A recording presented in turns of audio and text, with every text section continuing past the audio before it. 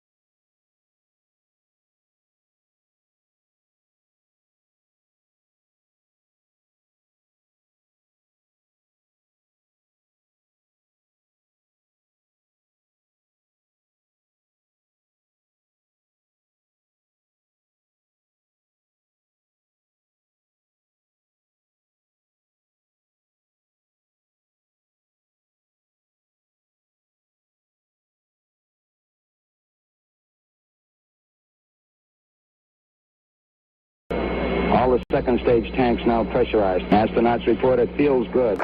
T-minus 15 seconds. Guidance is internal. 12, 11, 10, 9. Ignition sequence start. 6, 5, 4, 3, 2, 1.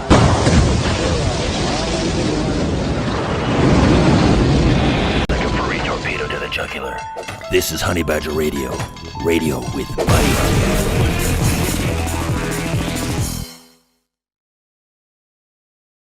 Hello and welcome to HBR Talk 366. UN Women has thoughts about the Manosphere. I'm your host, Hannah Wallen, here with Nonsense Annihilator Lauren Brooks and the personification of perceptivity, Mike Stevenson. And in the background, we have the Doge in charge running the show, Brian Martinez. Tonight, we're still stepping away from the National Association of Gals to steal Rush Limbaugh's old classification for now. The nags. The nags, yeah. National Association, or we could call them the National Alliance, but we all know that the whole sisterhood thing is fake. To an even more toxic organization that is unfortunately international and more heavily funded. But before we get into that, we got to do what we got to do. As always, Honey Badger Radio dishes out a smorgasbord of thought-provoking discussions, and as experiences both recent and long past and tonight's show have demonstrated, the provoked thoughts are fighting back. They've made it clear that for people like us, relying on third-party payment platforms like Patreon to fund our work is treading on thin ice, or building our house in the path of a rapidly growing wildfire. In light of this, we strongly encourage our supporters to switch at least their support for us to feedthebadger.com, the most stable way to help us out. And if you want to tip us directly instead of relying on any social media platforms tip jar, the link for that is feedthebadger.com/justthetip. And as always, the same risk applies to our social media platforms, which is why you should further provoke the thought police by tracking our thought-provoking discussions on honeybadgerbrigade.com, where you can find a link to all of our content, as well as a link to feedthebadger.com in the drop-down menu at the top of the page. And this is one of those shows, right? We have seen, gosh, I can't think of the name of the stupid organization that's targeting video games, but we have seen a recent bloodbath from payment processors, basically targeting platforms that host games that hurt women's feelings. Are we talking Collective Shout? Yes, Collective Shout. Like I've heard it really should be name. called Collective Whine, because mostly they're just bitching about men being able to see images of women, adult women, that other women don't want men to be able to see. They want to gatekeep that, right? Like and they're fictional adult women.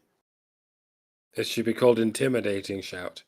As a throwback to one of the many MMORPGs. There we go. Had that thing. And now that feminists are deeply embedded in the fabric of this kind of game, they're kind of going, let's see what spells we can cast. Intimidating Shout. Oh, hell yes. It's the first spell that feminists think of casting. Yeah.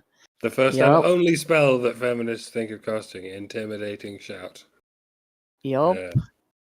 And that's all they do, right? Is just nag the establishment to exercise more power over men on behalf of, or basically in women's name. Yeah, even though not all women, in fact, most women don't agree with them. They still get what they want because it's convenient for the establishment that women are asking them to exercise more authority. And I don't know if these women are stupid or malicious or both. It's really difficult to tell sometimes.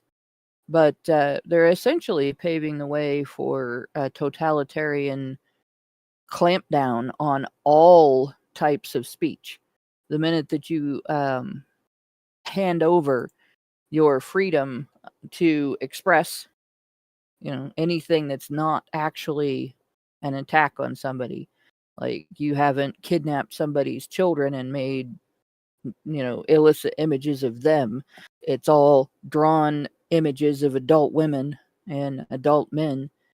Like the minute that you hand over the ability to do the latter, you are essentially handing over the ability to say, no, you can't protest your specific political cause. You can't protest against or for abortion. You can't protest against or for divorce rights, different types of divorce rights that women have wanted. You can't protest or for your side of the custody rights argument. You can't do any of that because the local government has the right to take away your free speech rights if somebody else might be offended. And you don't see vast swatches of men safety net. If they don't like what people are saying, then they argue against the right to say it. And it's very dangerous. That's the minute that you give the government that right, just like any other right that you hand over to the government, they will abuse it. And they will abuse it in ways you didn't anticipate and you aren't going to be happy with. And when that comes back to haunt Democrat women, when that comes back to haunt feminists, when that comes back to haunt women in general, I'm not going to have any sympathy because you told them they could do this. You asked for it. You gave your consent. And it's really going to be ugly having to fight this, honestly. Especially when they start censoring the right to protest against totalitarian abuses, similarly to the way the UK and Canada and many other countries do. Like, if that starts happening in the United States as a result of payment processors, which to a degree it already has, then you're not going to be happy when they decide that they don't like one of your causes. But in the meantime, we are continuing. And that's when you start shooting people, by the way. I almost said you start shooting N-words because I'm compelled to say that word as though it means people. It's become part of my vocabulary now. But that's when you start shooting. That's essentially what does happen. That is the whole historically. point. That is the whole point of the United States, I believe.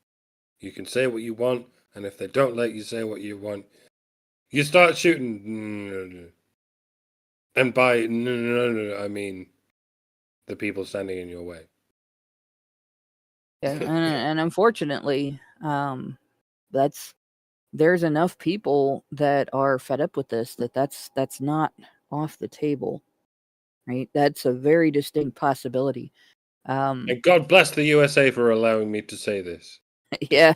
Despite me being a temporary visitor to these lands. The fact that you treat me better than my own country treats me speaks volumes. Yeah. So, yeah, it does. To be honest, it's I don't think any other country in the world does that, right? We have our standard. We don't violate that standard. When we violate that standard, we lose everything. It's very much like every other amendment in the Bill of Rights. If you were to remove the powers that do separate the power of the church from the power of the state, you would create a situation where laws would be based strictly on religious doctrine, and people would not be happy. I guarantee you, there would be hell to pay. Pun intended. If we created a situation where the 14th Amendment didn't apply, or the 6th Amendment didn't apply, or any of the different aspects of the Bill of Rights, you would see more confiscation of your property. You would see people being thrown in jail and kept for years, with their commonly being thrown in jail and kept for years with their hearing just getting indefinitely delayed by the state and no way to stop it. You just get locked away on an allegation, and it might never get revisited again. Right? You would see common occurrences where people's exculpatory evidence just wouldn't be admissible for no reason other than that the judge wanted this person convicted, right? It would, if we got rid of the 19th, though, that's not part of the Bill of Rights, Chris. If we got rid of the 19th, we might actually have some economic success again as a country. If it was just men voting and not women, we might actually see an end to the tax and spend economy where the majority of the non-military spending is welfare. Or how about if nobody paid taxes and nobody voted? Well, that would be called anarchy. But then there wouldn't even be yeah, exactly. I would support that. Yes, I say. Yes. No monarch, to the side of the camera. No monarch, no president, no Congress, no nothing. Just get rid of all of it. No Department of Education, no Department of anything. The states can coordinate with each other on defense and on international actions. 100 years ago, it would have sounded like a crazy impossibility. Because people can't possibly communicate with each other at that speed across the country or indeed the world at the same time. But nowadays they can. Now we can. Now we can communicate instantaneously with anyone, anywhere in the world. This seems like a good time to have to shut down this fucking machine that purports to bring us together when it does anything but bring us together. Private enterprise has done that far better than anything this machine we call the government ever possibly could have. Yep. In the meantime, the nation does have some things that it could do about the payment processing thing. You think about it. The issue with the banks, the issue with payment processors, at least more recently, in the last few years, and it's probably been this way for a lot longer than we've been witnessing, is that they have essentially created a social credit system for corporations.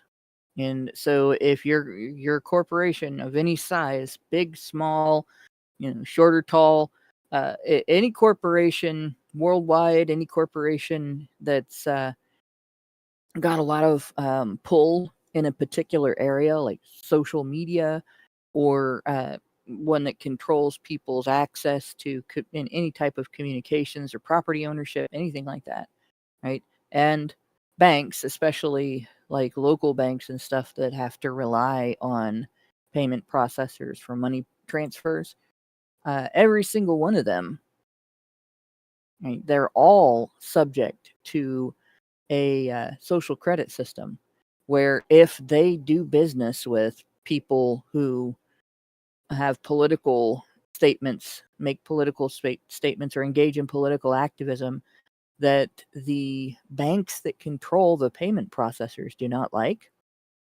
they get defunded. They get, you don't get a loan, or we won't process your payments. Patreon was forced to end their relationships with people because of that. Various social media companies have been forced to ban people because of that. National banks and even some international banks have actually been forced to debank people because of that. And that's something that only can be handled by essentially taking away banks' power to determine who gets to make payments and who doesn't. And the exact opposite happened. The Obama administration interfered. They essentially came along and said, "Oh, there's terrorism, and in order to fight this terrorism, the banks have to debank people that are engaging in political activism that the Obama administration does not like." And as a result, you saw a significant amount of, I can't remember what it was called, Operation Choke Point activity targeting anything that wasn't far left wing. And it continued from the midst of the Obama administration past the point where the law was repealed, or the policy was repealed, and the banks were told, "Oh, don't do that anymore." And, "Oh, sure, we're not doing that anymore," and then they did it under the radar, and they're still doing it today. So yeah, they're doing it on behalf of organizations like Collective Shout and the UN Women organization, which is, by the way, funded by taxpayer dollars from the United States. So using your money, these women are defining and describing you based on their terms, and they're targeting you for this same sort of financial discrimination, which does need to be ended through national policy. That you can't do business in our country if you are going to use leaning on businesses in this country to discriminate against people on the basis of their political views as your means of controlling whether or not you and your political goals get criticized. So, for anyone who's worried that Europe and North America might fall under a system like the Chinese credit system, it's going to be much worse than that. The Chinese social credit system depends on how much you support China, on how much you focus on your in-group preference. Some might call that right wing, but nobody seems to care when it's the right wing of a country that is somehow immune from this narrative. No, when we get social credit scores in Europe and North America, when I say that, I mean USA and Canada, it's going to be quite the opposite. You're going to get scored social credit when you prioritize any country other than your own. And I know that sounds counterintuitive, given that China is a communist country, so you'd think they'd be the world's most left-wing thing. But no, it sort of depends on what you define as left and right wing. Like, China is a communist country, but it's very much in favor of its own people, particularly the Han people. And if that happened in Europe or North America, it would be called right wing. Racial and cultural hegemony and focusing on one's own people. But yeah, paradoxically enough, no, like I said, when we get the social credit score, it will be the exact opposite. You will lose social credit if you favor your own country. You will lose social credit if you favor your own people. Now, you might wonder how the opposite thing could happen in Europe and North America that is happening in China. And yes, that's a good question. That's a good query. Like, why would the same system be operated in opposite directions in different countries? And you might want to ask yourself how it happened in China in favor of the Chinese government, and then it happened in all these other Western countries in favor of China. Like, Western governments copied the Chinese government in terms of credit score, and you get your life ruined if you don't do what you're told. You get your life improved if you do what you're told. And it all comes back to China. Isn't it funny how it all comes back to China and any other communist nation that's trying to undermine the Western nations who still have any semblance of individual rights? And mentioning that is going to start another shitstorm in the comments between whether this comes down to individual rights or collective rights. And I don't have time for that. Ain't nobody got time for that. But so I guess I'll leave it there. Yeah, this is one of those subjects, like, we've been covering this for years. We've been covering this, I want to say since 2013 or 2014, when we first became aware of Chris. I just typed about it in the chat. But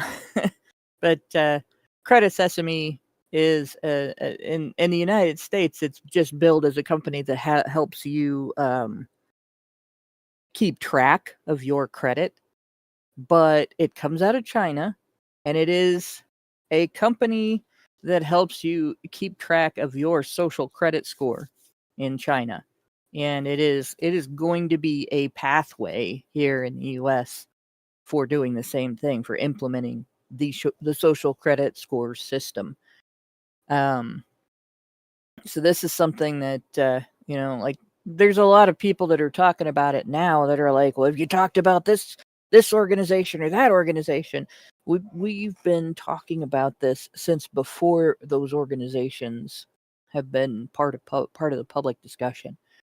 And the organization that you actually need to be concerned about, because everything else that you might mention, like individual people, individual companies and stuff, are all like branched out from the World Economic Forum and the people that are involved in the World Economic Forum.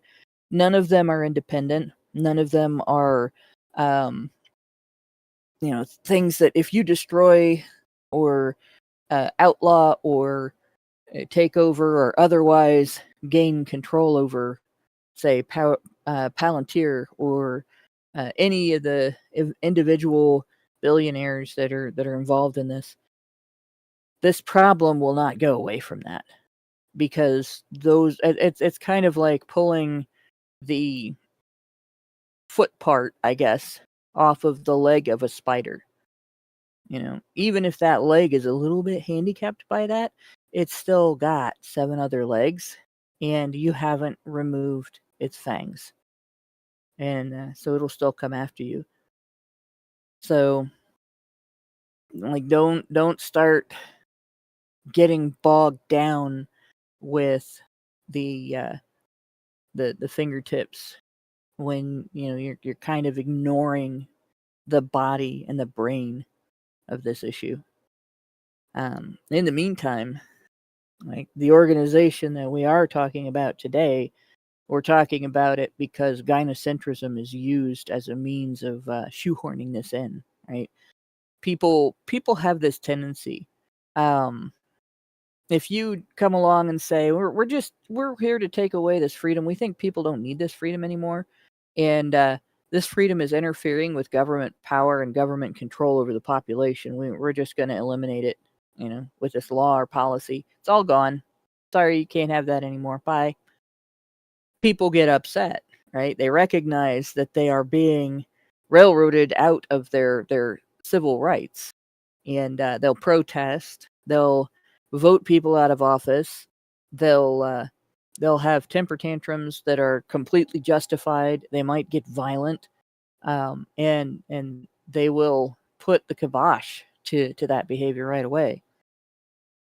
But when you come along and you say women are victims of abuses of this particular civil right, And therefore, we need to compromise this civil right an amount in order to protect women. The entire population fails to hear we're compromising your civil right. And says, oh, we're protecting women. Okay, we'll go along with that. We won't complain. Right?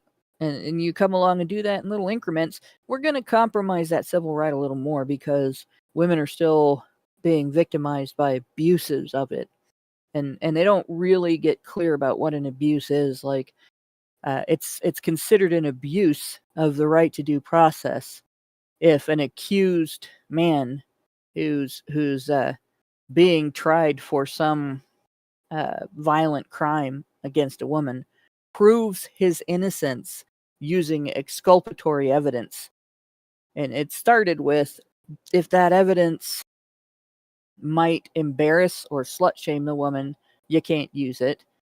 And the goalpost moved to, if that evidence might make a woman appear to have consented when she claims she didn't, on the basis of her overt behavior, you can't use that.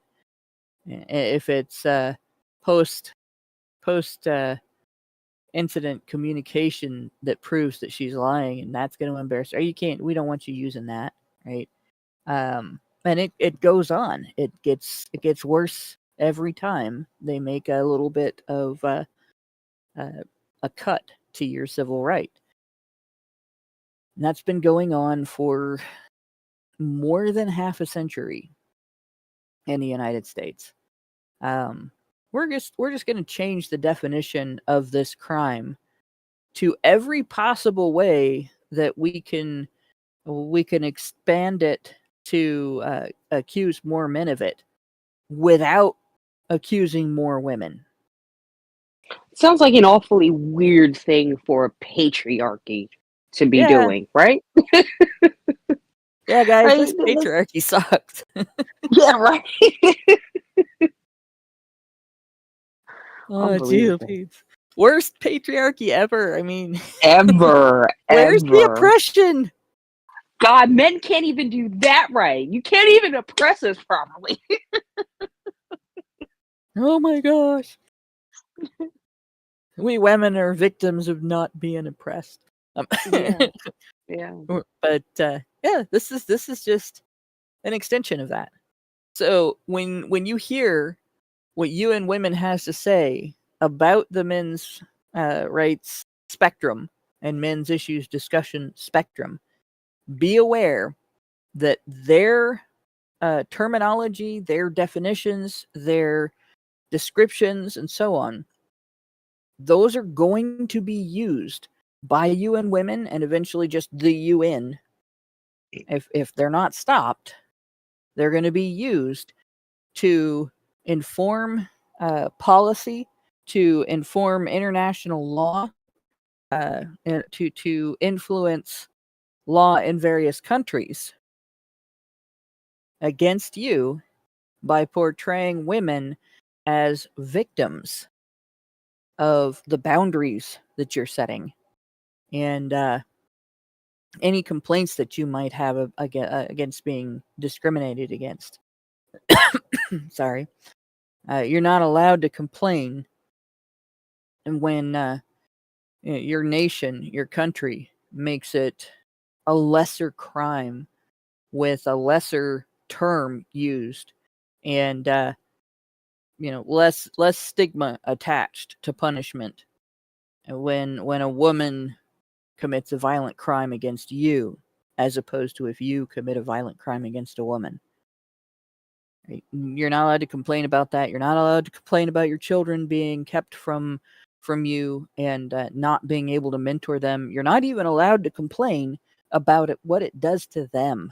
Right? You're not allowed to complain that it makes them 50% more likely to get in trouble with the law if they don't have you in their lives. And you're not allowed to ask for protection for your parental rights on that basis because women. And you're definitely not allowed to complain that women can vote to send you to war. And you can't say no. But they are not obligated to step up and do anything for their country under any circumstances by any law. Like, that's apparently a bridge too far. Before we get into the actual article, we have two super chats, or super chows, I mean. Richard Bier gave us $5 and said something to keep in mind about the hockey team. This might be from previous show, because it looks like it was, on the 5th. The hockey team is that Canada doesn't have a prohibition on double jeopardy. Oh, this is the hockey team that was falsely accused. So the Crown could always bring charges again and go through further criminal trials. Being acquitted doesn't ensure that they can't be repeatedly prosecuted. I think that the particular radio personality was put through 4 criminal trials to get the desired verdict. On one acquittal, the judge had been referred to some specialized legal training. Think that W. Leaf might have been involved.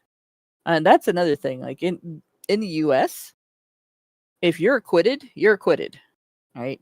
In Canada, if you're acquitted, they try again, or at least they can. And in terms of acquittals where there was evidence that the other side couldn't refute, all they have to do is just push for change to the law. You can't submit that evidence.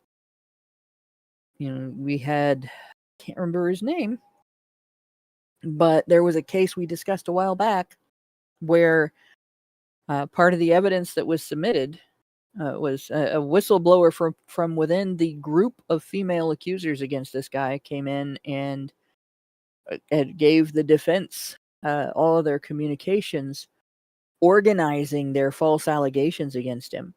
And so submitted into evidence were those communications and their communications with him after the incidents that they were calling rape, where they said, had a great time, can't wait to do it again. And I don't think I've ever said that to anybody who's ever done anything horrible to me. Had a great time being done wrong by you. Let's do it again. Nope. Not a thing. Right? And immediately after that case concluded, feminist organizations began lobbying for changes to Canadian rape law that would ban those types of communications as part of the ban of entering any kind of evidence that has to do with her sex life. You can't talk about her sexual behavior outside of that incident. Right. So in other words, they knew that evidence was genuinely exculpatory. Yeah. And they didn't want it to be admissible. And if you combine those two facts, you get the government can just change the law so you can't admit the evidence that proves you innocent and try again. That's just disgusting, but it sounds, right in line with Canada. And was it Aziz Ansari? Nope. Okay, it's a different case. Nope. Yeah. The name started with a G and was, I believe, an Italian name. But it was a pretty name, I remember that.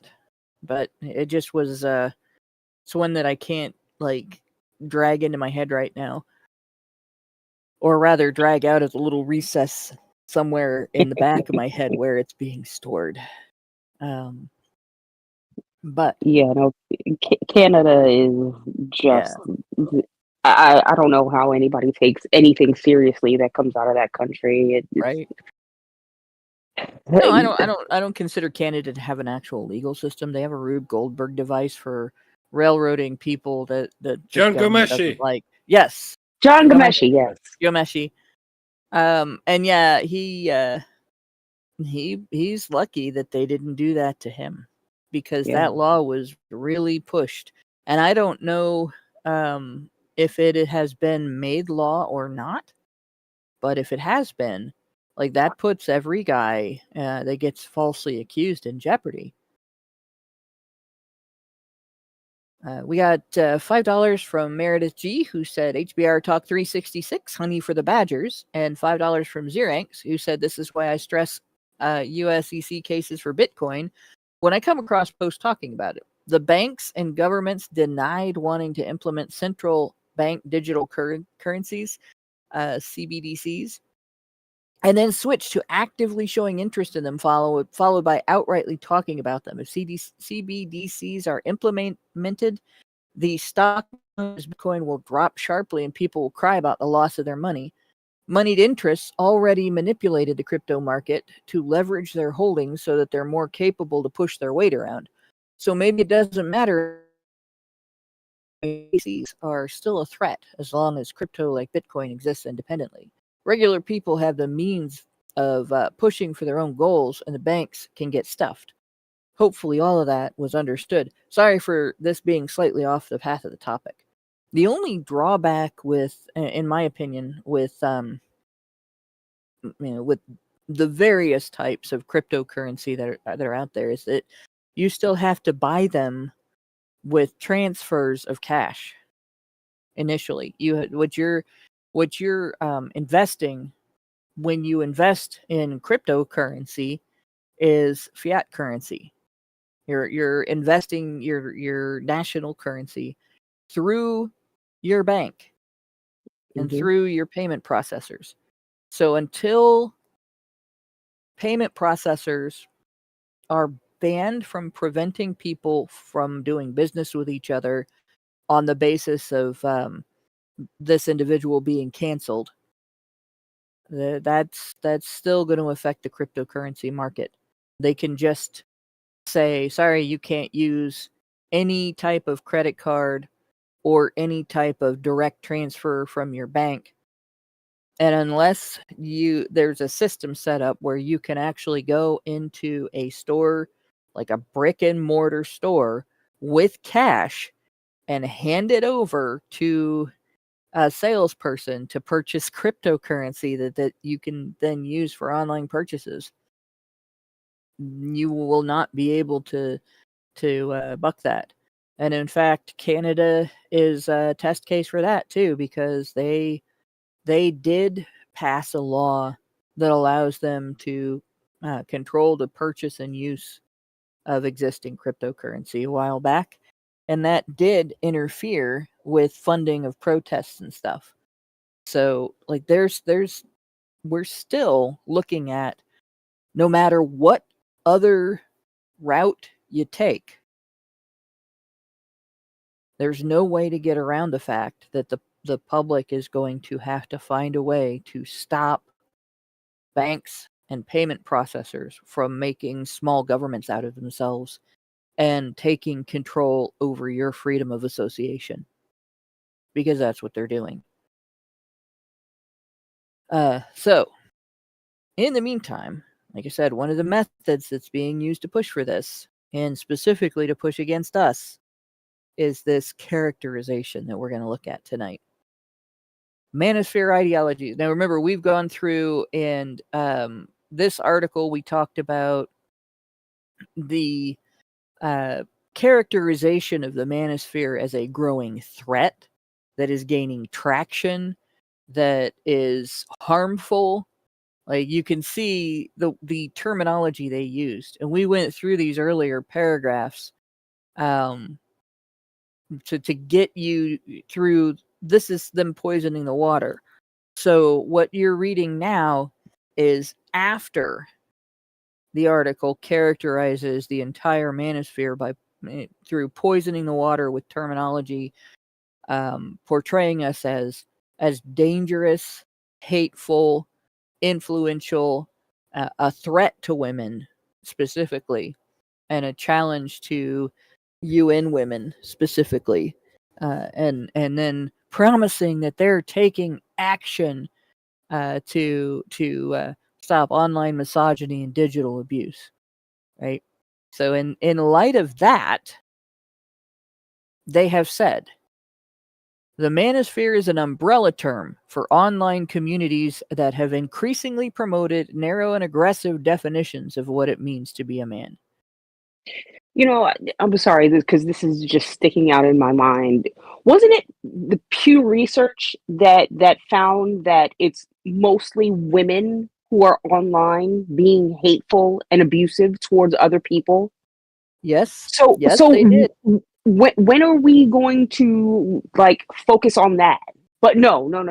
It's just men existing online and speaking about issues that directly affect them, and complaining or talking about it, or just saying, hey, there's a problem here that we need to discuss. That's a problem. But women can just go online with impunity and just say and do the nastiest things to each other, and that's not a problem. Like we can't talk about that. No, of course not, because that would be that's oppressing women. That's not the right kind of misogyny. I mean, it's pretty pretty standard though. I mean, most abusive people are women. Women can get away with it, right? Mm-hmm. The stats on intimate partner and sexual violence demonstrates that approximately 2/3 plus of a partner abuse is female initiated. When it's one way and there's only one abuser in the relationship, 70% is female perpetrated, right? And when it's stalking, harassment, things like that, it's mostly female perpetrated. Yep. We only do something about it when it's male perpetrated. Yeah. But when it's female perpetrated, it's much more widespread. People don't take it as seriously until she hurts him, Mm-hmm. and you end up in situations where, because the Jodi Arias case, for instance, he was trying to break up with her, and they had the day that she killed him. She had come to his house basically without his permission and nagged him into makeup sex. And then she waited until he was naked and vulnerable in the shower. And, you can see that his face is wet from the shower. So he's naked, blind, and vulnerable in that moment. Right. And it's just, when you see the pictures that she took that actually were published online, right? That was horrific. The fear in his eyes.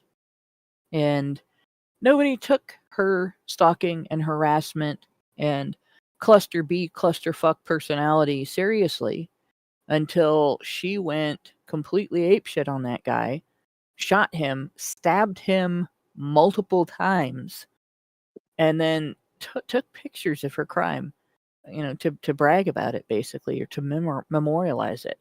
And later tried to use that as a means of claiming that she had been abused. This is not an abuse victim, right? It's a stone cold psychopath.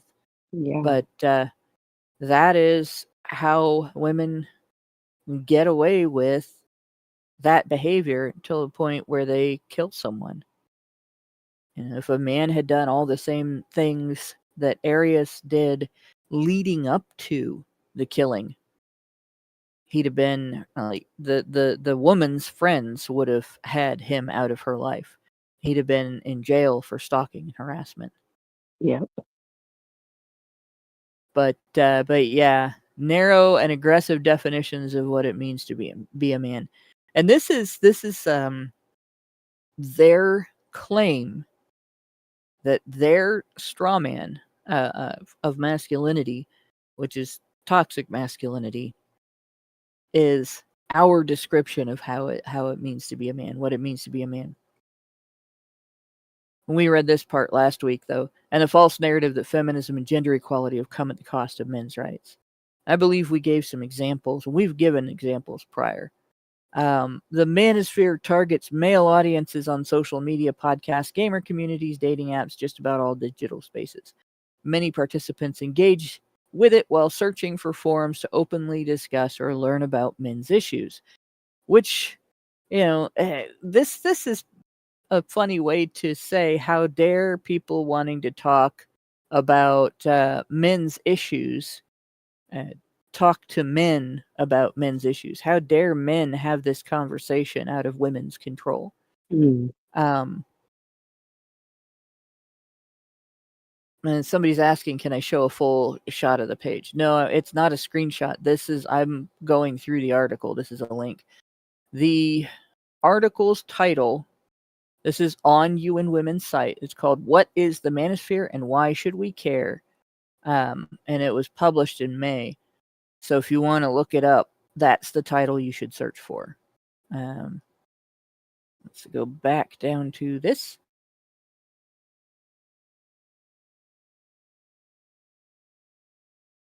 Yeah, there we go.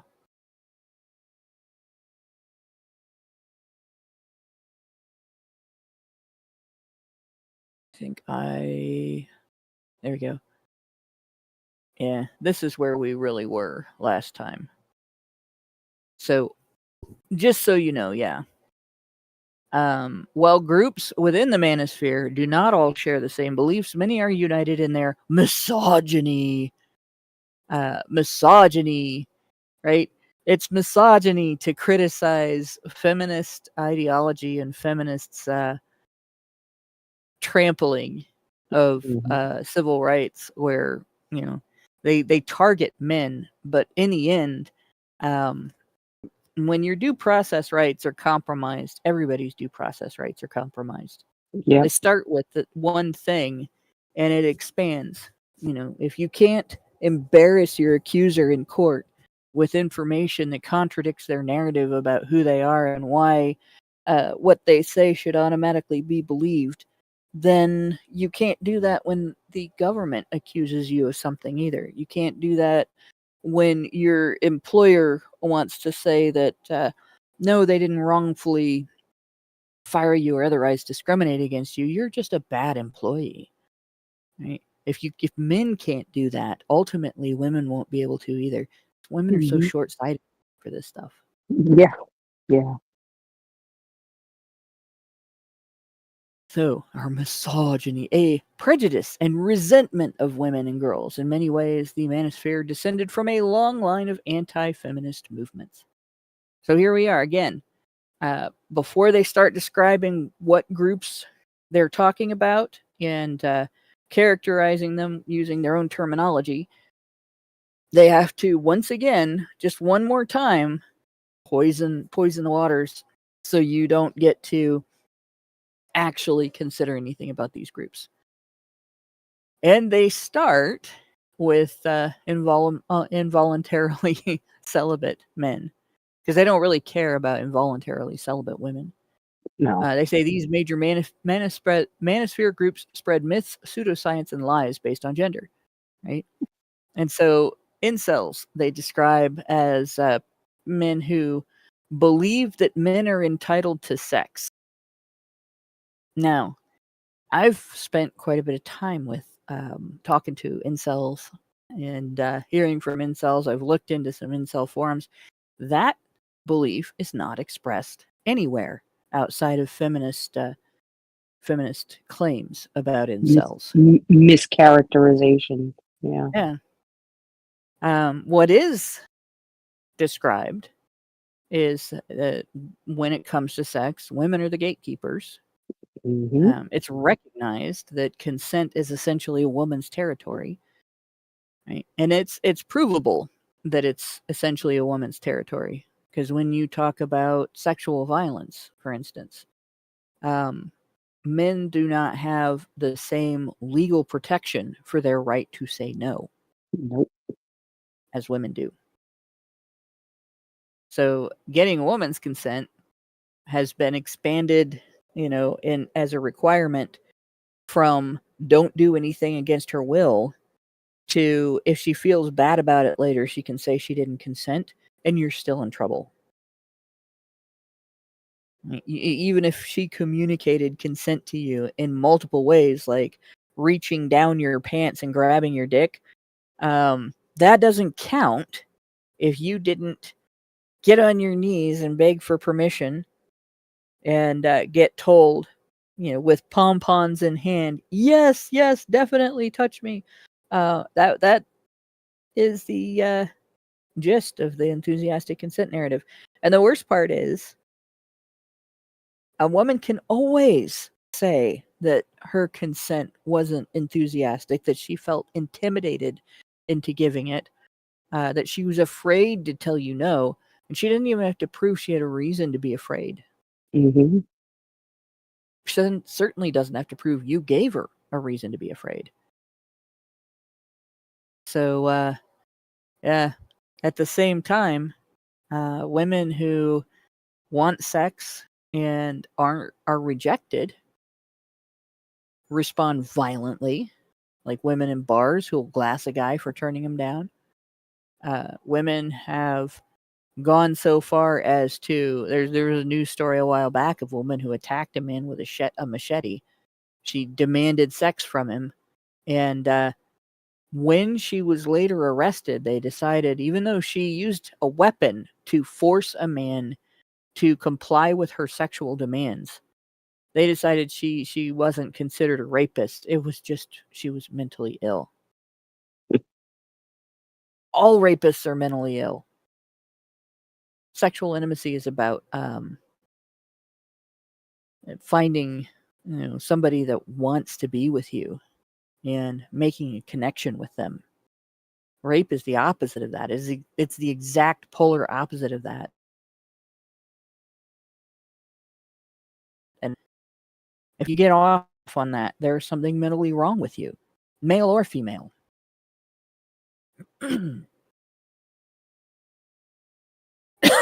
Sorry. So involuntary celibates supposedly believe that men are entitled to sex. One of the most articulated thing in incel forums is that it's very clear that men are not entitled to sex, but women are. But they get to choose who has sex. And they are abusive about rejection and about controlling sexual access. And they're very shallow in their reasons for rejection. And there isn't a single part of that that isn't true. Like, incels are right about women.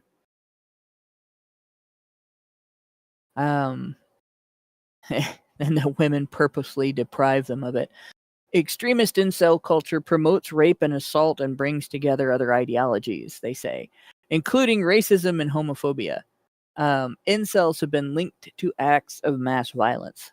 So let's look at these things and one at a time. Extremist incel culture promotes rape and assault. This is essentially putting together a bunch of buzzwords with an allegation while providing no proof as a means of, again, undermining this group. Right? If incel culture actually promoted rape and assault,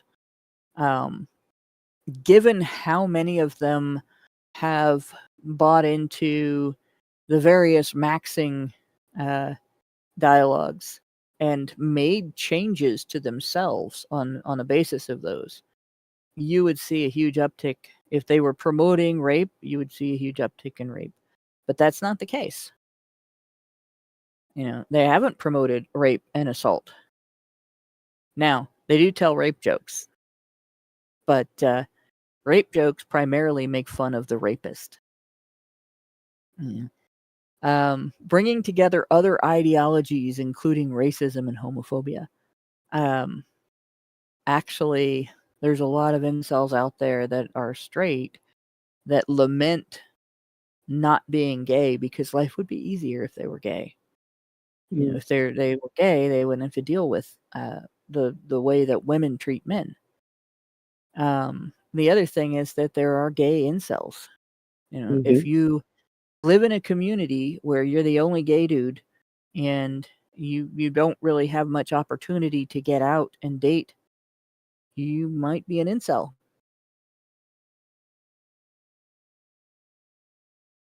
Incels have been linked, they said, to acts of mass violence. This one is a little more complicated. There have been several acts of mass violence where the individual involved has been described widely by establishment media as an incel. Not due to actually being an incel who participates in incel forums and has the complaints or makes the complaints that incels make, but because the media just associates the individual's complaints with incels. And the guys that are like, they're sort of their top 5, they all had other things that were their main cause for what they did. Mostly mental illness, but they were not actually incels who were attacking anybody based on incel ideology, which incel ideology doesn't exactly exist. Like, incels describe things, but they don't have a unified, here's how you have to live in order to be an incel thing. Like, they don't even all agree on whether or not inceldom has to be a permanent thing.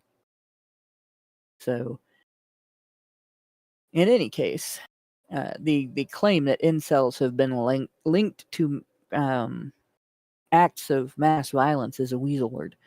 It's very much like when somebody says, Andrew Tate has been accused of human trafficking. Now, if you're talking about, this is the attitude feminists have, and it's widespread toward Andrew Tate, and someone makes the argument that it's unreasonable, the fact that he's been accused, kind of contributes to that attitude, because women a lot of times just will automatically believe those types of accusations, right? Just like women will automatically believe those articles. They won't look any further into it. They won't discover that, one guy targeted mostly men and really didn't, have an incel outlook. He had a narcissistic outlook. Another guy was abused by his mother, and seems to be the actual basis for his targeting. And then you have, I think they tried to call the Florida school shooter, the Parkland shooter, an incel, when in fact actually he was just a really fucked up kid who was failed by every adult in his life. Didn't have anything to do with incels. There's one or two in Canada that they did the same thing with. That again, no involvement with incels.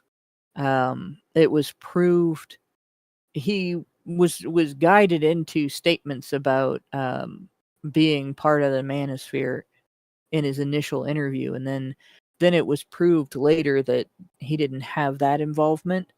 But that part wasn't widely reported because it wasn't convenient for establishment media. So when it really comes down to it, the so-called incel mass killers don't exist.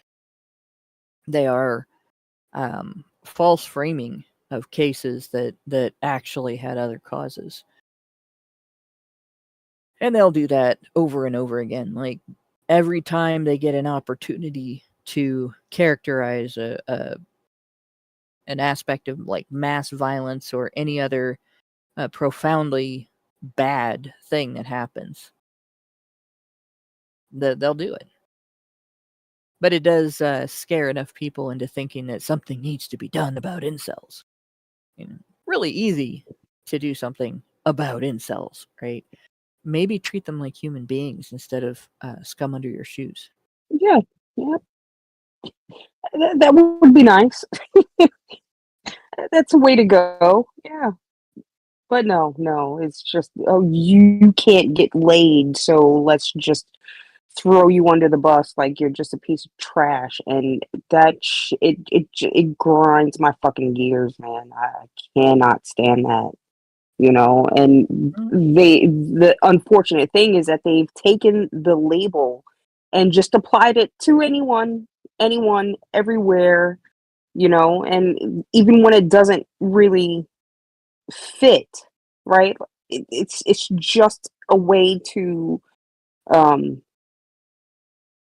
you know, just throw shade on people because you don't agree with me. It's disgusting. It's disgusting. You're taking a group of people who actually have a legitimate reason to have, you know, they have a gripe. They have a real reason to feel the way that they feel about whatever, you know. But no, it's just you can't get laid. So, oh my God, you're just trash. Let's just throw you away. Well, it's not gonna end badly at all. Right? Right. Yeah, Right. incels are just men who haven't been officially blessed on the altar of women. That's what it is. It's just like this paradox you discover in your teenage years that women don't, or I should say, teenage girls don't like teenage boys who are virgins. We can talk all this shit about how women are considered pure for being virgins and men are considered losers for being virgins, and it all comes down to that. Like, women will not be interested in you until you've had sex with a woman. And this is a hell of a conundrum that teenage boys find themselves in. Like, who am I? What woman am I supposed to find that is going to give me the blessing that is going to make all the other women like me? And it does, and that is exactly what happens. There are many memes along the lines of, as soon as you get a girlfriend, all the other girls look at you with that with that come to bed eyes. Oh, now that you've had the blessing of a woman, I suddenly want you. Like a day ago when you were a virgin, you were nothing to me. You were a not person. You were a ghost person. But now that you've had the blessing, the official blessing of the touch of a woman, now you're a real person. That's how it works from the moment we pass puberty for the rest of our lives. And I say it's paradoxical in all manner of ways. For everything feminists say about how women are considered sluts if they've touched too many men, well, men are considered incels if they haven't touched enough women or any women in a recent enough time. And it's because the touch of a man is considered um, corrosive, um, Corrupting. corrupting, whereas the Yeah. touch of a woman is like being touched by God. In the religion we find ourselves in nowadays, being touched by a woman is like being touched by Jesus. Like you're not accepted into the faith until you can be proved to have received the magical touch of a woman. And people look at this and call it a patriarchy. It's maddening. Like, I don't know Yep. how we get this across to normies when they've been taught this shit so long that they think, oh, women are considered sluts if they have sex with men, whereas men are considered duds if they have sex with women, and that's a male privilege. Like, no, like receiving the touch of the holy ones makes you a man who is acceptable to other women. Not receiving the touch of the demonic ones is what makes a woman holy. Like, how do people not see through this? That we live in a society and with a general overlook where the touch of a man is demonic and the touch of a woman is angelic, and somehow It's this is a patriarchy. female It's narcissism. yeah, That's how they don't see through it. it's a religious female narcissism. Yeah. Yep. And that extends to every one of these groups too. They go on to characterize us, men's rights activists, as often taking an academic tone to claim that feminism and women's rights to vote, to education, to leadership position. Nobody, by the way, has a right to men don't have a right to a leadership position. They have to earn it. What feminists are mad about is that women also have to earn it. And that's what they fight. They fight women having to earn it. They want it to be handed to them. Yeah, that women's rights have disadvantaged men. That's the claim. MRA preachers suggest I've met very few MRA preachers, by the way. Suggest that society is gynocentric, that is dominated by female interests. So that's not what gynocentrism is. I have a definition for you. Just give me a second. Dang it. While I'm talking about that, though, the academic tone argument that they're making, right? So men's rights activists cite research, often feminist research, by the way, and also discuss the history of law and government policy, which is an academic discussion. So it's not an academic tone. They're mad that we are describing reality, and we don't sound stupid when we do it. Like, that's essentially their complaint. These guys don't sound like idiots. If they sounded like idiots, we could make them go away. But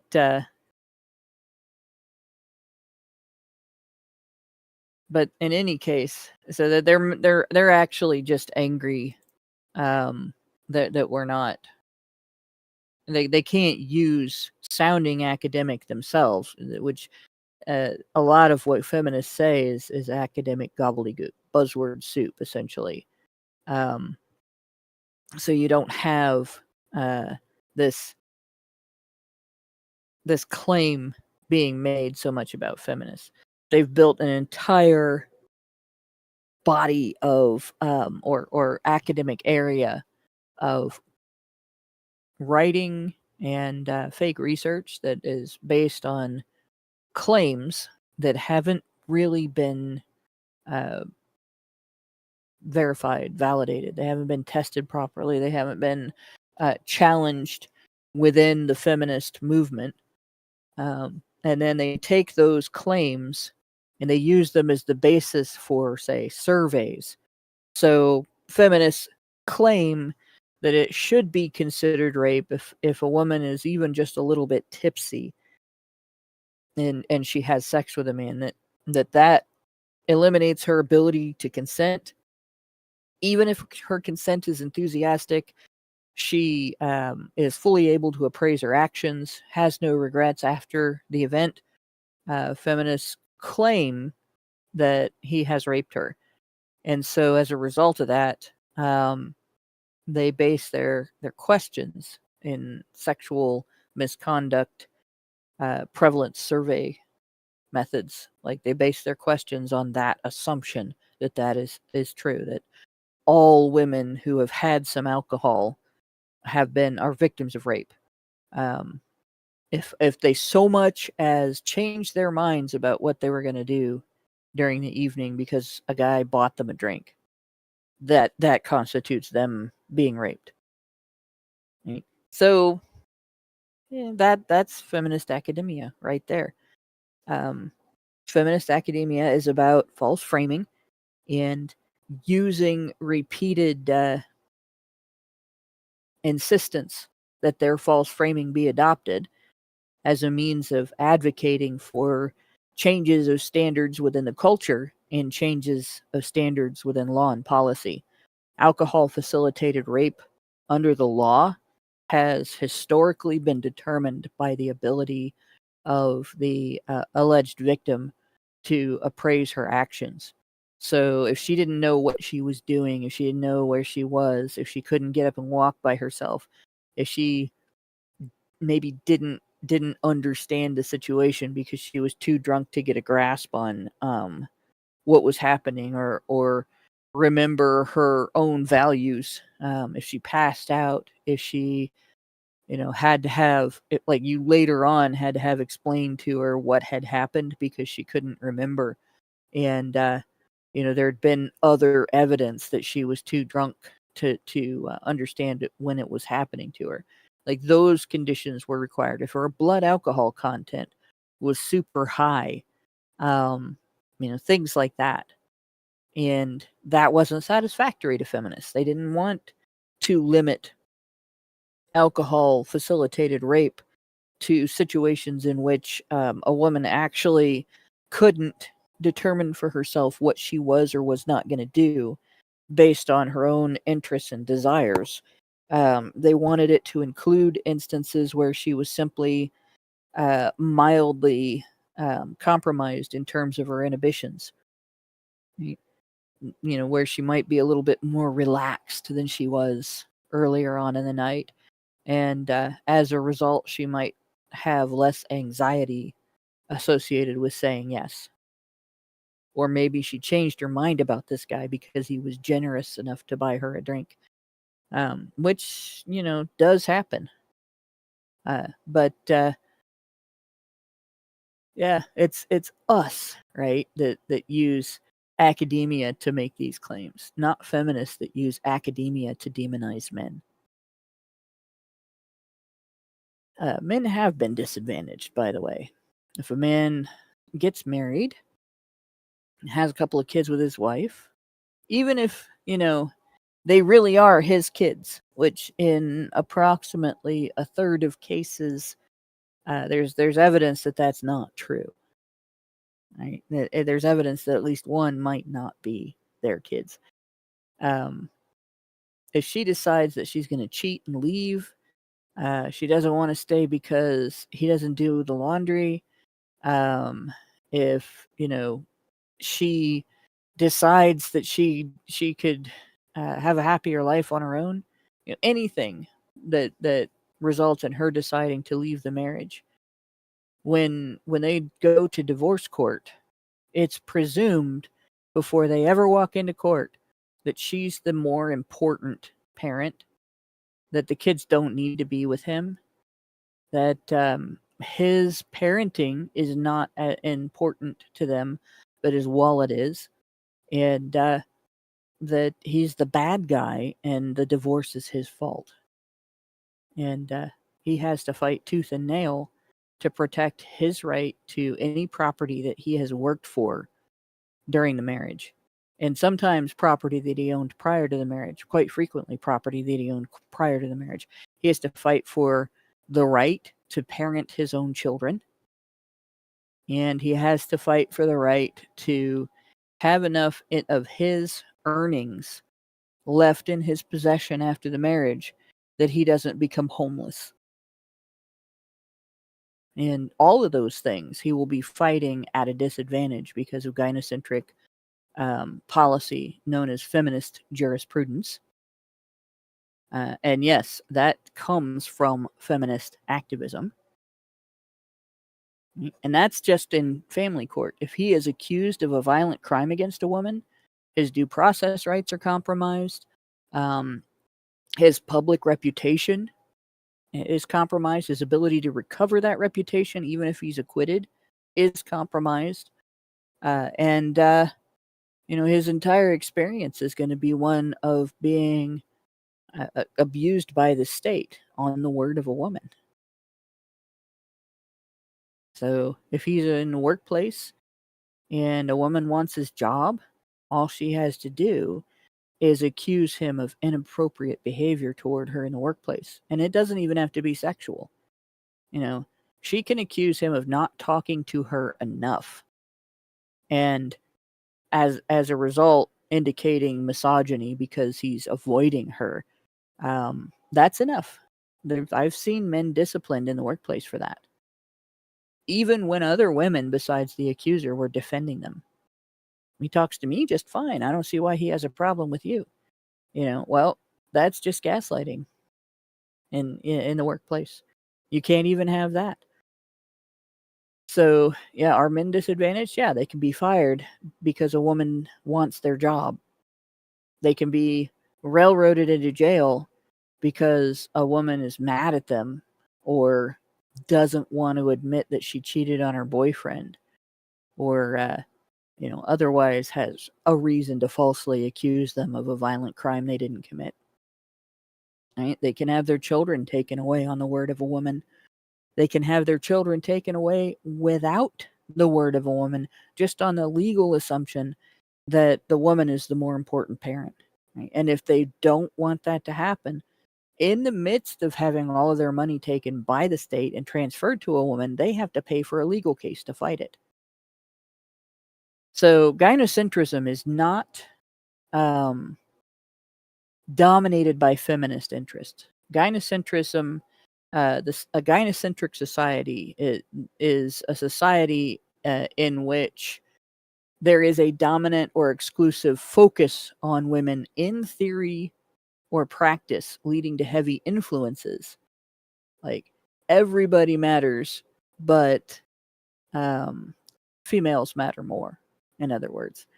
Prioritization of female interests in the legal system, in the culture, in the economic system.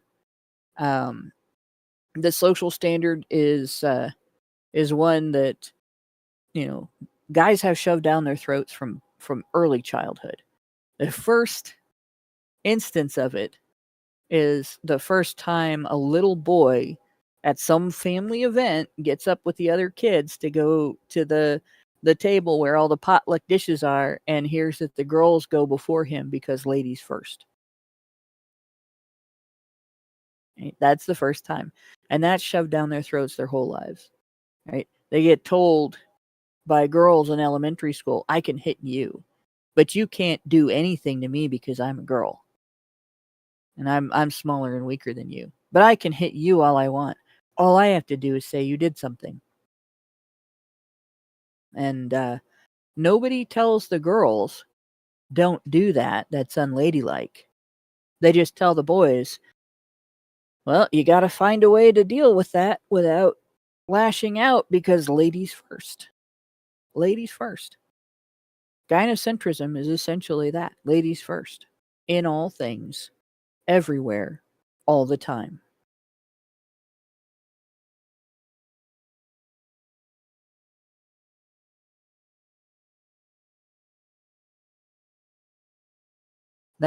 I'm sure there are guys in the audience that'll remember the first time that happened to them. Back of the line, right? Ladies first. Hold the door, please. Ladies first. Limited seating, lining up for a treat, ladies first. Give up your seat on the bus, ladies first. And everybody but me is muted. All of your stories are anecdotal, man. Every time this happened to you, it was just something that just happened to you and no other man ever. And you should shut the fuck up and take it. Whereas everything that has ever happened to any woman ever has happened to all women ever. And women should be rewarded for this disadvantage. We've all seen the playbook. It's boring at this point. Yeah. I know we find ourselves still having to talk about it because as boring as it is, it's still fucking going on. Yep.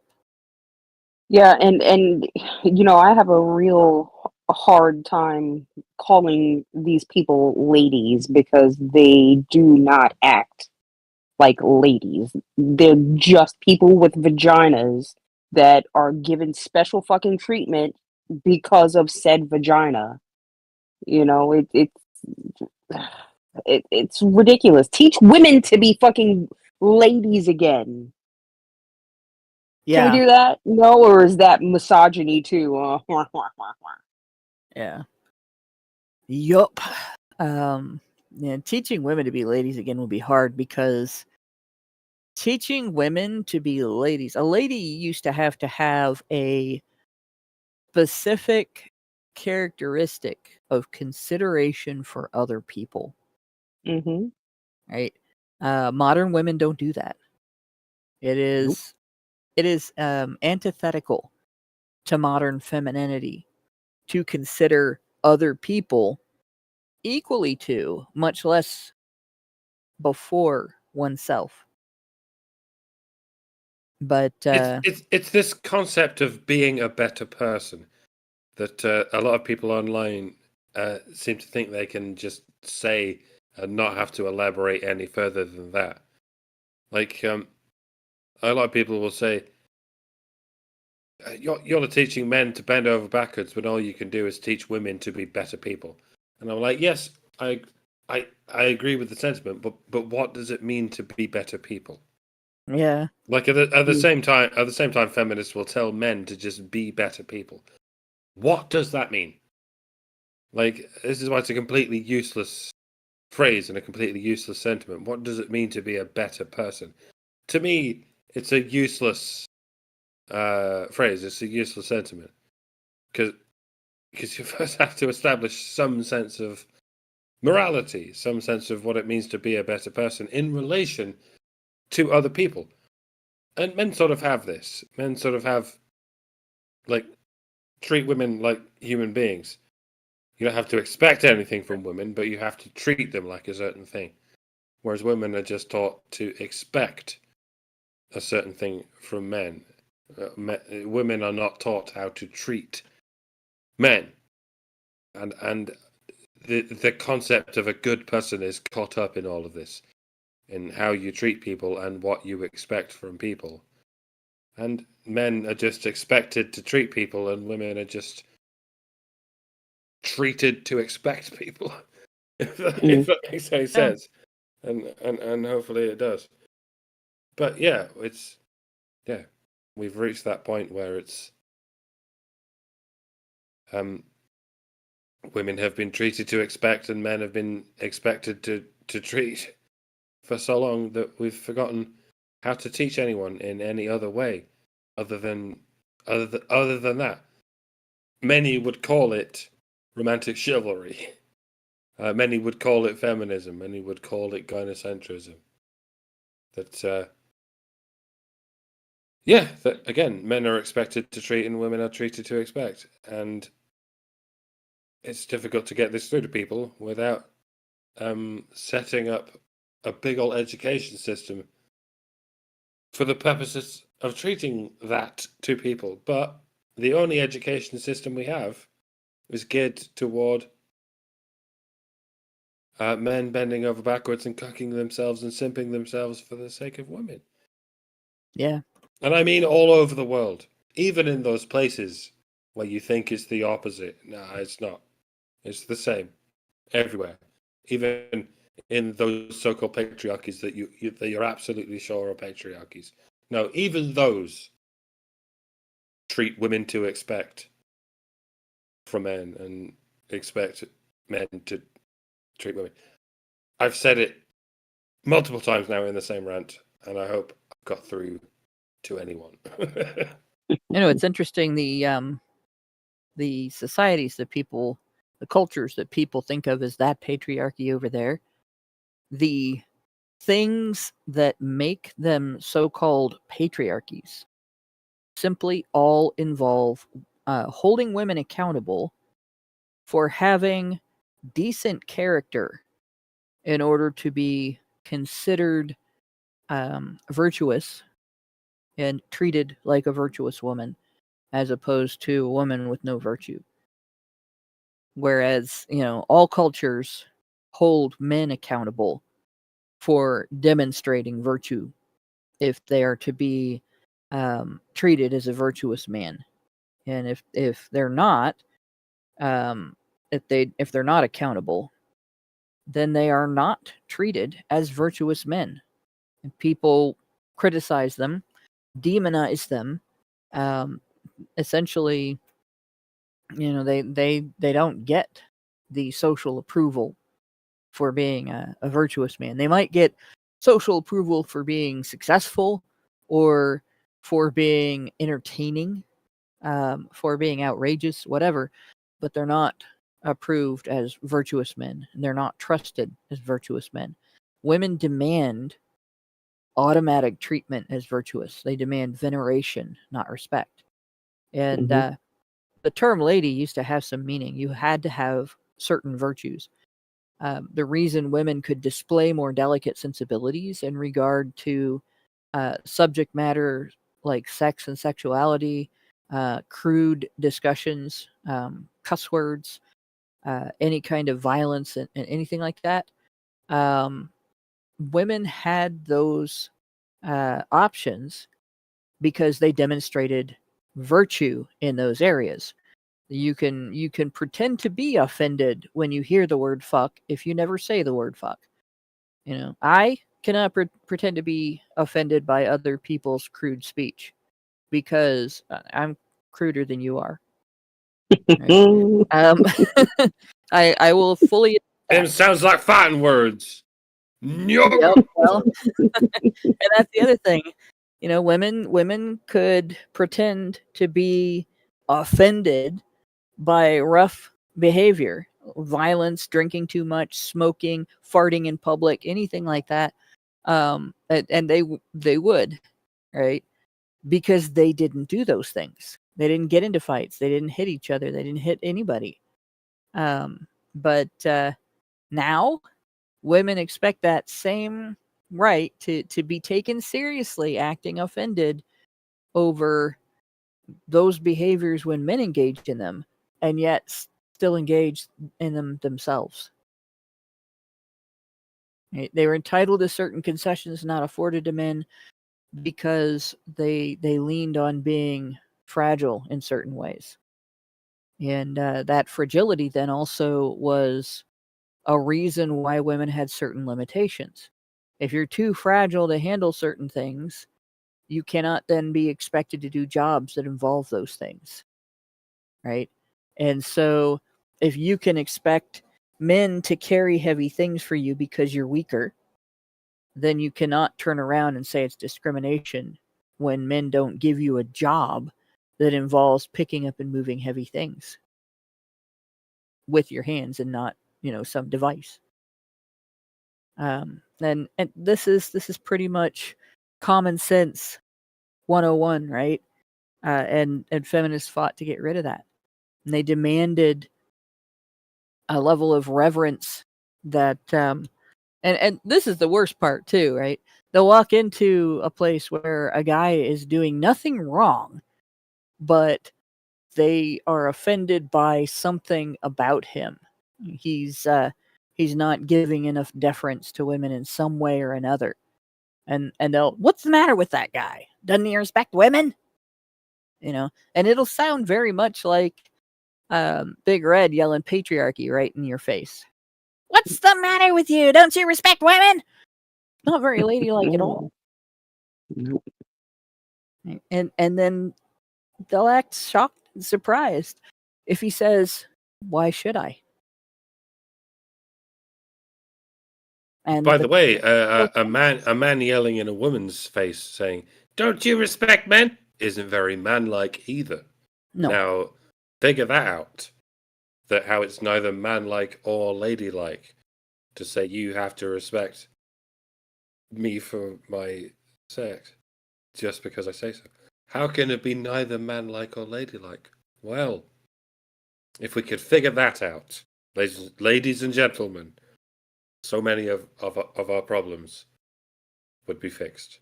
Yep. You don't deserve anything just for being a woman, just like you don't deserve anything just for being a man. You don't deserve anything just for being a fucking human being. You deserve things in response for what you do.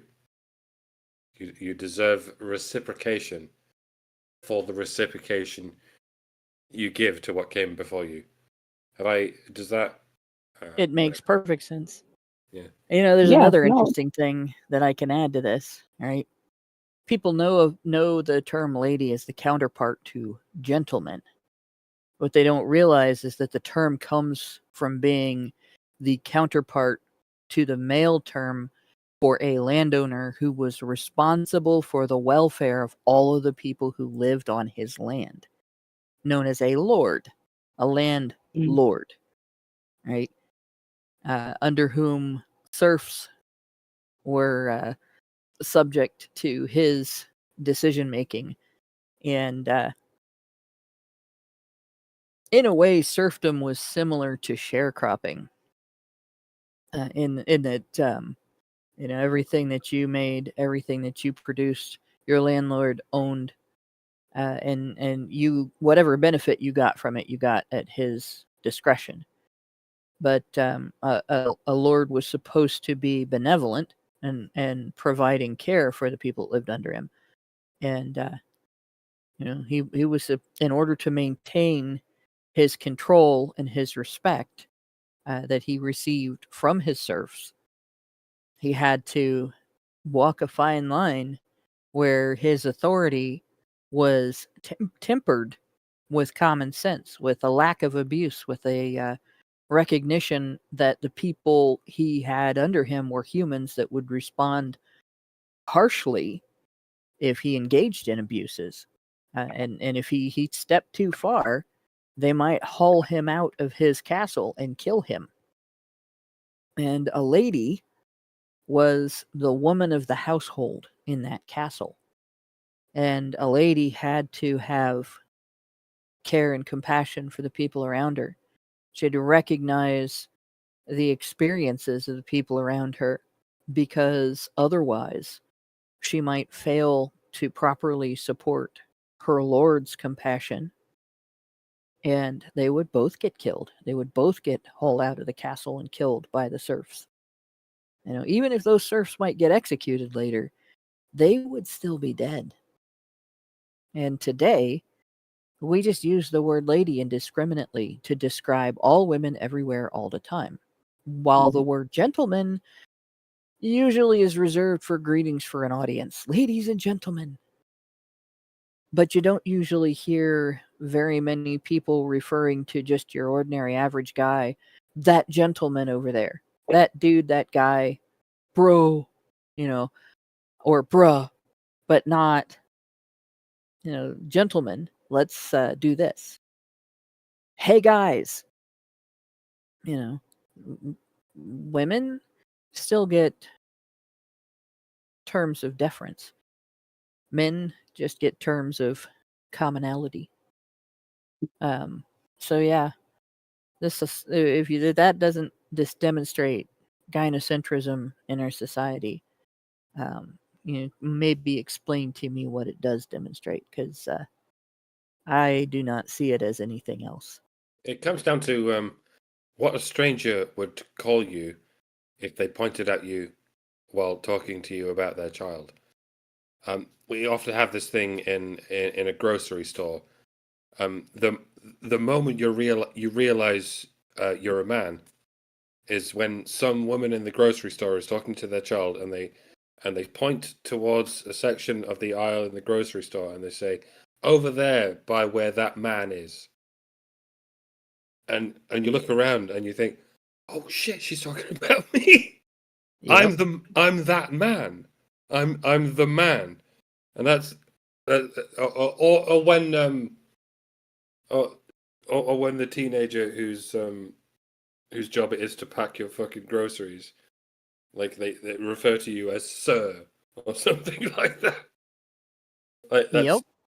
like the highest accolade a man can get is man or sir. Like that's when a boy knows he's a man, and it almost always comes as a complete surprise. Like when some randomer, or rando, as I should say, refers to them as sir or that man. I guess it's different for women because they have this word lady over there where that lady is. I suppose would be the equivalent.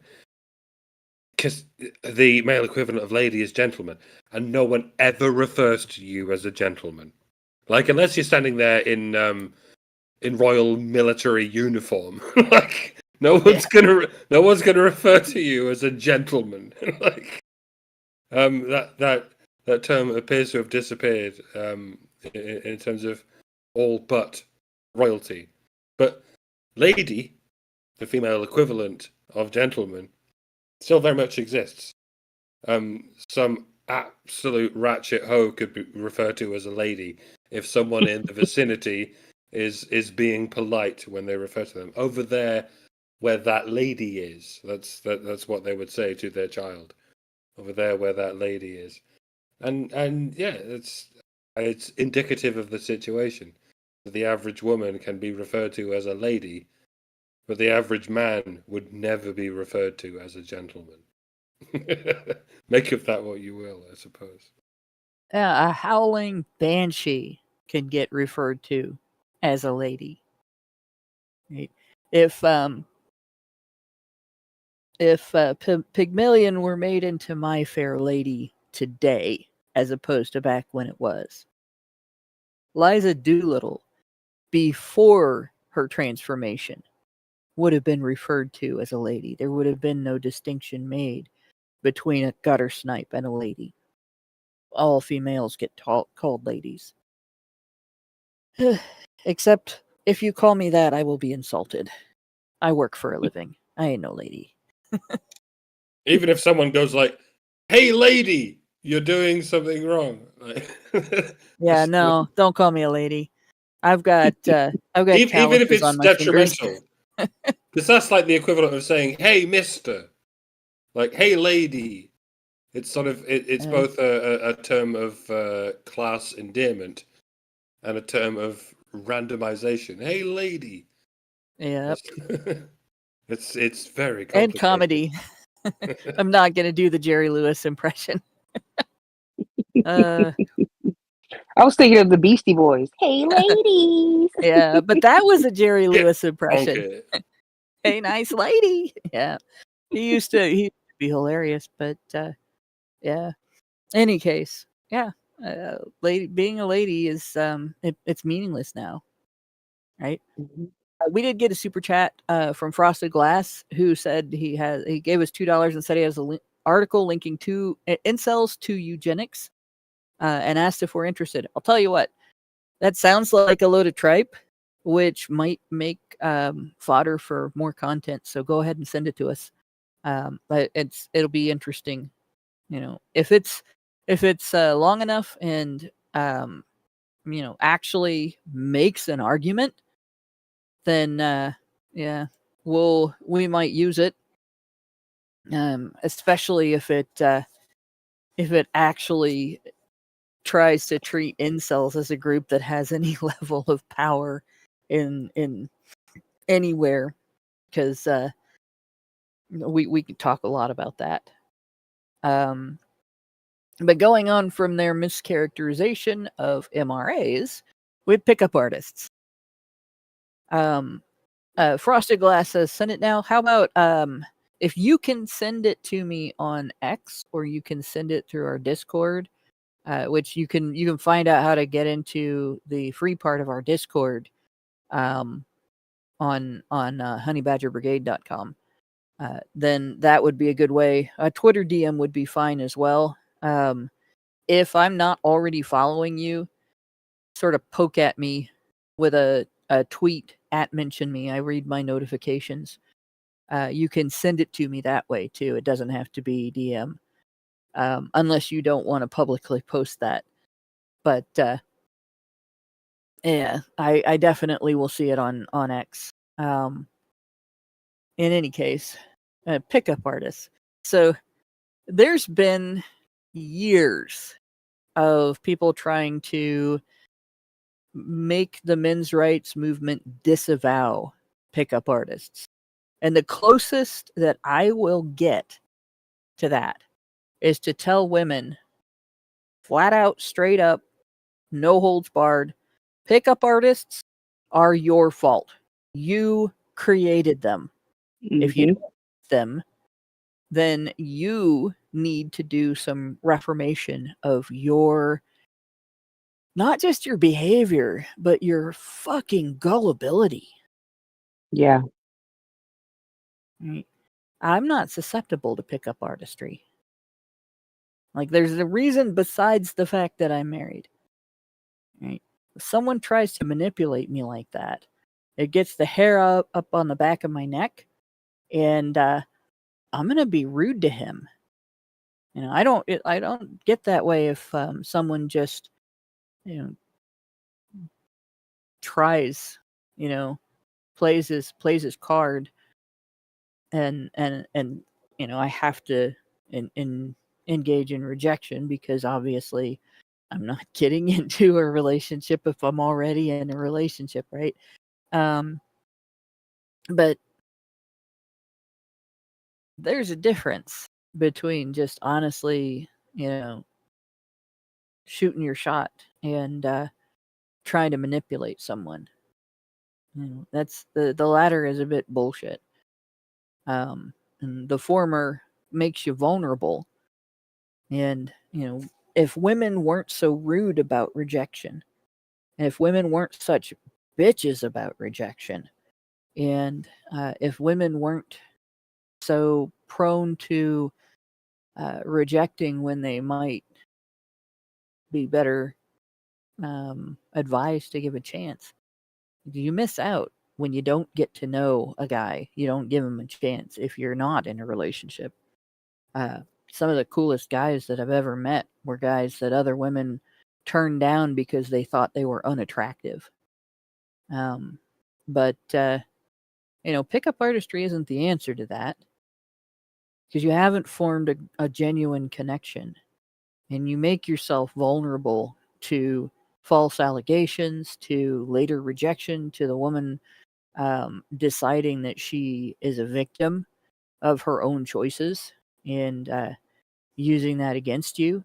It's really not advisable, in my opinion, for guys to be part of this group. But that's their choice, right? They can, nobody's going to tell you that you can't do that. I might call you a simp for it, making women the focus of your life, but I'm not going to tell you that, how dare you. I'm not going to tell you that it should be illegal. I think it's just ill advised.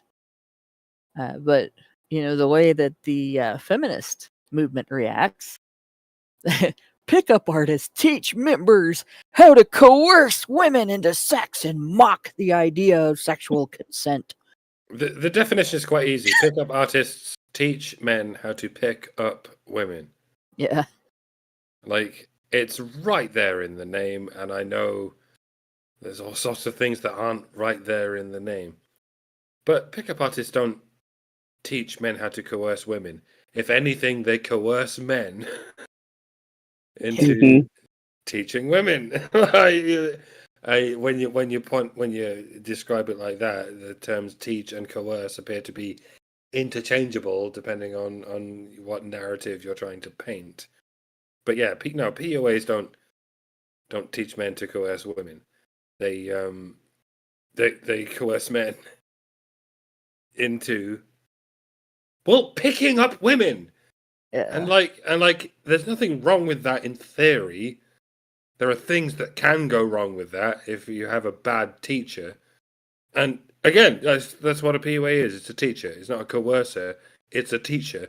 And you can have terrible teachers, and you can have good teachers, especially when it comes to the art of picking up women, because it's an impossibly complicated art. Because women are so impossibly complicated. Mm-hmm. So this is, despite how short this sentence is, they've swapped over enough words and enough concepts to make the idea of how to attract a woman being fascism, basically. That's what they've done. They've turned, like, hey men, like, here's how I think you can attract a woman, and that's rape now. And yeah, that's what they've been doing for fucking 20 years or so. I don't know why I'm still sat here trying to unravel this concept, but that's all it ever was. Yes, it was adopted by some wrong-uns whose names I won't mention. But yeah, of course there was always going to be a community trying to teach men how to attract women. I mean, why wouldn't there be such a community? The oldest profession in the world is prostitutism. You would assume the second oldest profession in the world is how to teach men how to do that without prostitutism. And it kind of always has been. It's whatever. Well, and for anybody who thinks pickup artistry is a new thing, you understand, like, thinking about movie tropes, for instance. Movie tropes follow cultural realities. They usually are exaggerations of cultural realities, but they do follow cultural realities. So, with that in mind, go find a 1960 movie called The Apartment with Jack Lemmon in it, and see if you see any similarities, say, between the character Bud Baxter and Quagmire. Is Quagmire is basically a parody of Bud Baxter. Like, it's the same guy, just in a cartoon. He looks like him. He dresses like him. It's hilarious.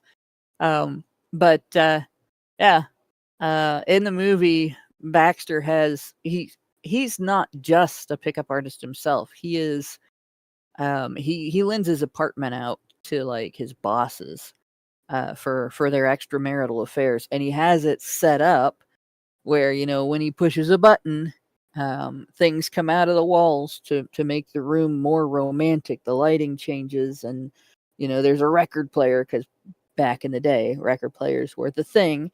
But the table flips over, and all of a sudden there's a wine set. He doesn't have a big weird chin like Quagmire, but that might just sort of be a caricature exaggeration of another character that he played. And I can't remember the last name. Let me see if I can go find that really quick, because it's not in my. It's not on the tip of my tongue. It's one of those things that Professor Tate. Fate. Why the hell did I say Tate? Oh, because Andrew Tate. But Professor Fate. Yes. Professor Fate was. I think they actually put a chin prosthetic. Let's see if I can find a picture of Professor Fate.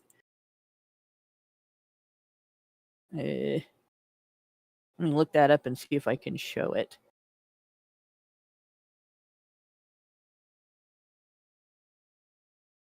Nope, they didn't. They just he actually had a little extra. He was carrying a little extra weight in comparison to his younger or other roles when he played Professor Fate, but not very much, I don't think. But that's another one. There's 5 years difference between those two movies, right? If you haven't seen The Great Race, by the way, you should. It's a great movie. And in fact, pretty much any movie where you see Jack Lemmon in the credits, great movie. He had a great career. But yeah, pickup artistry, like the behaviors that would be considered pickup artistry today, that's existed for a long time. It's not even new. It's just that today there are guys who make money telling other guys how to do that. It's not really a smart idea, because, like I said, it just makes you vulnerable. But it does happen. It does exist. And it's interesting the way that they describe this, because most of pickup artistry is about psychology.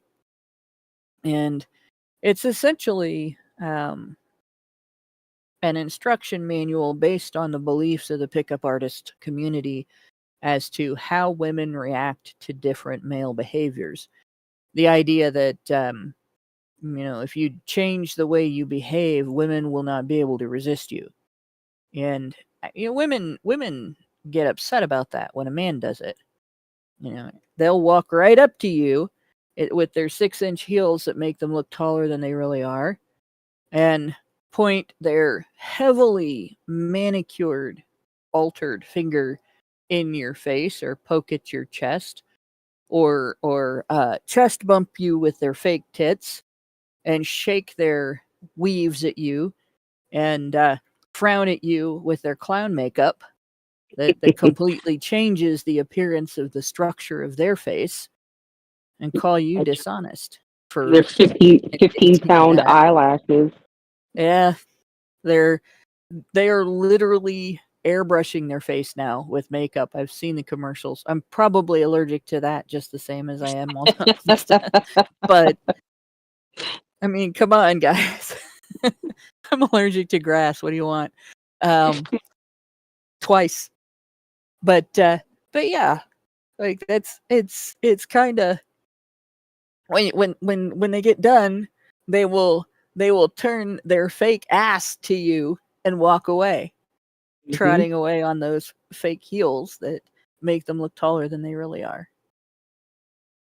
You know, and even years ago, my generation, like we had to pretend to be linebackers for some reason. You know, with like the shirt that had the shoulder pads. The worst thing would be if you had an undershirt that had the shoulder pads too.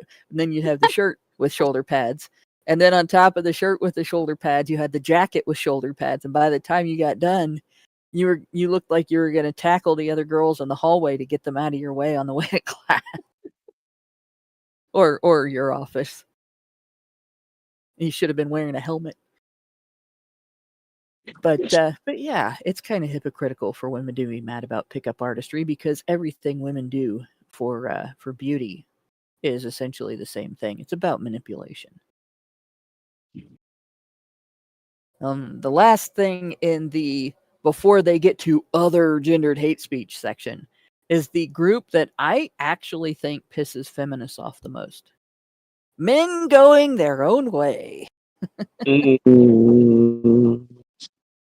final boss. Yeah. How dare you, men? How dare you be so interested in women as a pickup artist that you change your behavior to make yourself more attractive to women? But even worse, how dare you tell them no? Yes. Men going their own way suggests society is rigged against men and that it is best to avoid women and even mainstream society altogether. So you're not allowed to, let's see where we are here. You're not allowed to be rejected by women. And you're not, and be abused as a result of that. You're not allowed to have that happen to you because that makes you dangerous.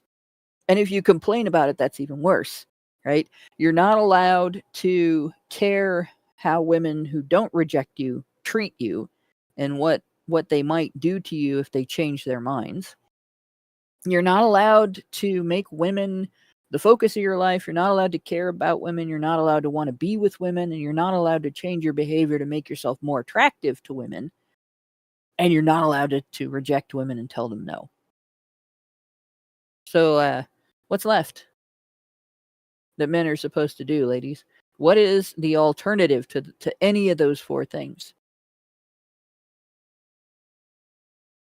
Because I'm a little confused as to how men are supposed to live. Society being rigged against men. This is literally their complaint. How dare these men suggest that society is rigged against men? We're the victims of society, ladies. How dare they make that suggestion? And how dare they avoid us? What is wrong with those men? They literally don't want you to do what they're telling you to do. Leave us alone. How dare you leave us alone? What's wrong with you? Who are you? That's where Mike is supposed to come in. You'll notice when feminists want to reach for a go-to insult against men, they don't reach for MGTOW, do they? No. Even though MGTOW's been around since longer than Incel, I think Incel's an entirely made-up term. It was just adopted by certain men because it was popularized by certain feminists. Well, hell, men going their own way used to just be called hermits. When women want to insult a man, they call him an incel because incel means a man who wants a woman but isn't getting one. You would think the go-to insult would be a man who doesn't want a woman at all, a man who has escaped the grasp of women, but it's not. The go-to insult for feminists is a man who wants a woman but can't get one, and it would take such a long time to fully illustrate how telling this is. That women don't want to be avoided by men. Women want to be pursued by men to no avail. Women like having men to reject. And again, we don't have time to get into how fucking complex that is. But women like being surrounded by as many loser men as possible, so that they can spend each and every day rejecting as many men as possible. All women, by the way, not just the ugly ones who like to live in a fantasy where they are beautiful and they can reject as many men as possible. The same goes for the beautiful ones, and this is why I have to push back on this stereotype that feminists are all just ugly blue-haired lesbians. No, a great deal of feminists are beautiful women. They just don't want to be rejected by men. They can't handle rejection by men, and this is why when the movement, men going their own way, and I do call it a movement. I know this is a controversial thing to say, but the active verb is going, so it should be a movement. Men going their own way should be men moving away from women, and this is why nobody talks about MGTOW, especially not in the mainstream media, especially not in the feminist academia movement. They don't even like to acknowledge the existence of men who are just done with women. They're just like, no, the juice is not worth the squeeze. Go fuck yourself. I'm gonna live in a log cabin with my guns and my dogs and whatever it is men like. I don't know. It depends on the man. And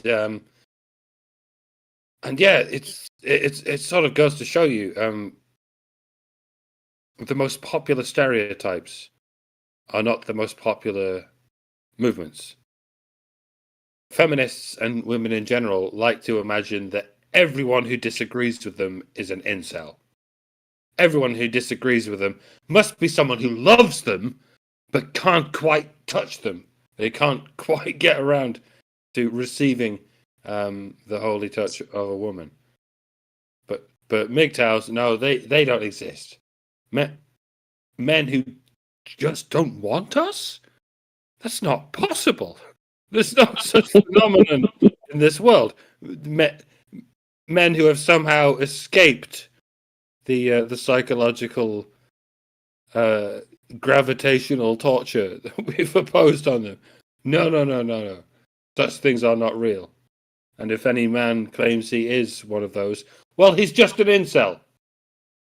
If a man claims he's a MGTOW, he's just an incel. If a man claims he's not interested in women, it must mean he's interested in women, but he just hasn't had the blessing of one. And yeah, I don't know where to take it from there. I don't know. Every time I try to explain the infinite narcissism of modern women, I can't do it. Yeah, the rabbit hole is deep and wide, and that's not slut shaming.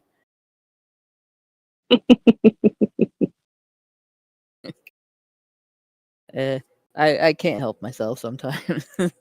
It's just the behavior of modern women kind of lends itself to those kind of metaphors, right?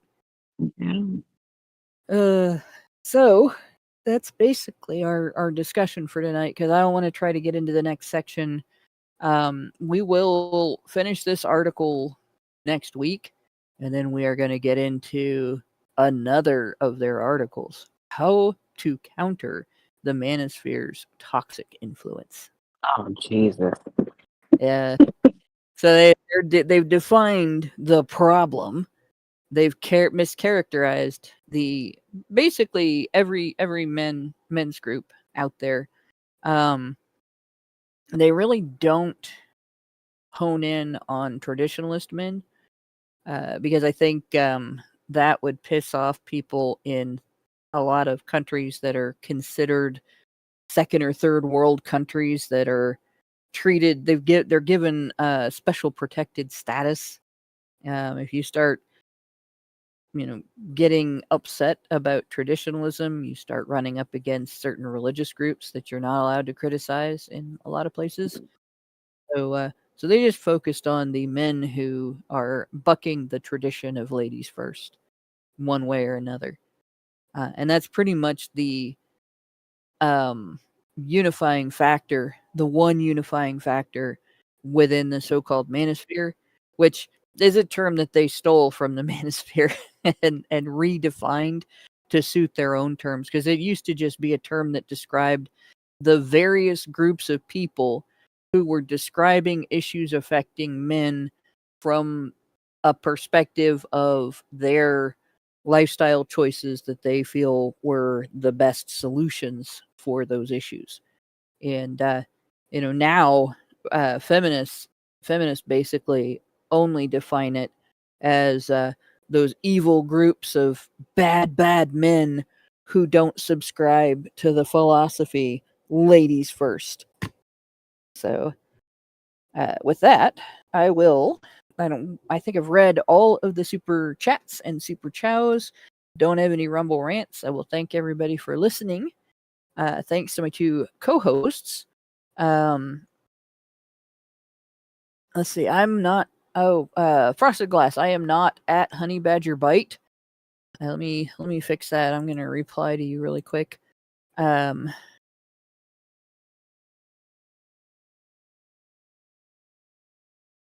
we go.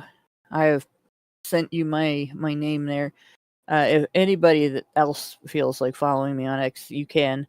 I mean, that's my handle right there. And I've gotten to the point. I try to follow people back as much as I can, but when I click follow to follow back, I'm getting followed faster now. Right at this moment, then I can keep up with that without hitting up against X's follow limits. That they use it to keep bots from rapidly following a lot of people to get access to DMs and then send you messages on buying their porn or their crypto or whatever it is they're trying to sell you. And I made a comment under one of Homath's posts, and it kind of blew up a little bit. And so I ended up with a whole shit ton of new followers and a bunch of bots, by the way, too. So yeah, it's I will do my best to see you and follow you, but if not, like I said, after you followed me, just poke me in the notifications, and I'll follow you back so I can see your DMs. And if you want to, you can DM it to me or you can post it to me publicly. Either way, we'll take a look at it. Thanks everybody for listening. Thanks to my co-hosts for sticking out this weird material with me. And thanks very much to Brian, without whom I would not be able to do this with a vertical chat included. And everybody else that works in the background to make HBR talk happen. And good night, all. We'll see you next Thursday. See you. Men's rights activists are machines, dude. Okay? They are literal machines. They are talking point machines. They are impossible to fucking deal with, especially if you have like a couple dudes who have good memory on top of that too. Holy shit. You're